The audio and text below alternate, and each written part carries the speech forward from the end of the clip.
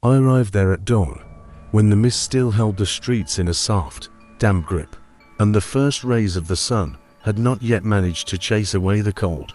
The city lay like a forgotten doll, broken windows, signs hanging by a single hinge, and sidewalks overgrown with grass that rustled underfoot, as if whispering unfamiliar names. The entrance road ended with an old sign, its inscription worn to illegibility, and I realized no one had come here for a long time to consider this a city of the living. I walked down the main street, and the sound of my footsteps seemed foreign in this emptiness. It bounced off the facades, and returned to me distorted, like an echo of someone else's memory. The houses stood as if frozen mid-conversation. Newspapers with dates that didn't match my calendar lay scattered on the steps. Cups covered in a crust of dust sat on benches, and in each cup a delicate spiderweb, as if someone had just gotten up and left, forgetting to return. I peered into shop windows, and the glass reflected the sky, but the sky was different. It seemed denser, as if a second, heavier atmosphere hung over the city. In one of the houses, I found an open door. Inside, it smelled of old wood and something else I couldn't name, a mixture of children's tears and machine oil, the scent of things that had ceased to be needed. I walked down the hallway, and the walls whispered under my palms. Paint was peeling, wallpaper hung in tatters, and on the floor were marks resembling small footprints, but too blurred to be real. I thought it was a play of light and shadow, until I heard, somewhere deep in the house, someone quietly humming a tune I knew from childhood but couldn't remember where from. I emerged onto the square where a fountain once stood. Now it was a hollow filled with murky water, and in the water floated paper boats, folded neatly, as if left as a keepsake. Shadows sat on the benches, not quite shadows, more like silhouettes holding the poses of people, one hand on a knee, head tilted to the side as if listening. I moved closer, and they didn't stir. They were part of the city, like the sidewalk or a sign, but in their stillness there was something alive, something that was watching. I found the school. The doors were wide open, and posters with wishes for exam success hung in the hallway. Wishes no one ever read. In a classroom, words remained on the blackboard in chalk. We will return, and below them a child's drawing of a house with a smiling sun. But the sun was crossed out. I sat on a desk and felt the air around me grow thicker, as if someone had clenched the room in their fist. At that moment, I heard footsteps in the hallway, not mine, not from the wind, but footsteps that knew the route better than I did. I stepped into the hallway and saw a door from under which light seeped, though it was cloudy outside.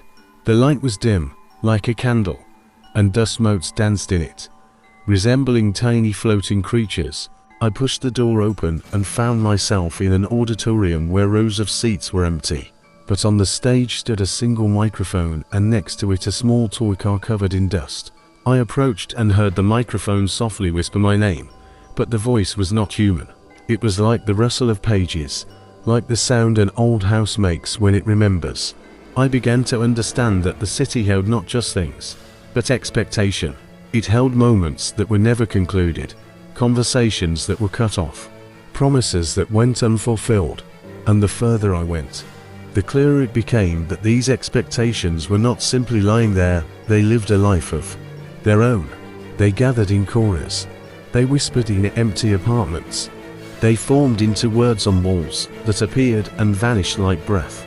On one of the walls, I saw an inscription scratched into the plaster with a fingernail. "Don't leave." The letters were deep and fresh, though everything around was covered in dust. I felt something tighten in my chest and understood this was not a warning, it was a plea. I walked further and found a house where a calendar lay on a table, and a date was marked on it that matched today's. But the year was different. On the calendar, a single word was underlined: return. I remembered the faces I had seen reflected in the shop windows and understood they hadn't vanished.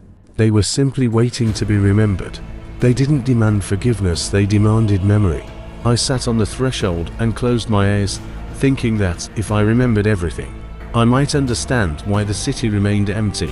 In the darkness behind my eyelids, scenes surfaced.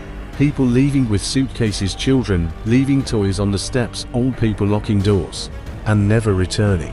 When I opened my eyes, the air around me had changed.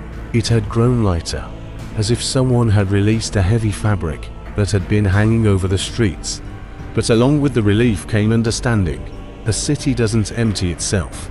It empties because someone left and didn't return, because a promise wasn't kept, because memory was betrayed.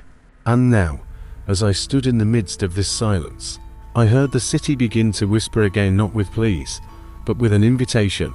I walked back toward the exit, and the road back seemed longer than the way in. The mist thickened, and silhouettes flickered within it, watching me with their gaze.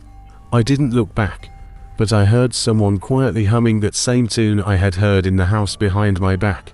It was familiar and alien at once, like a voice that remembers you better than you remember yourself.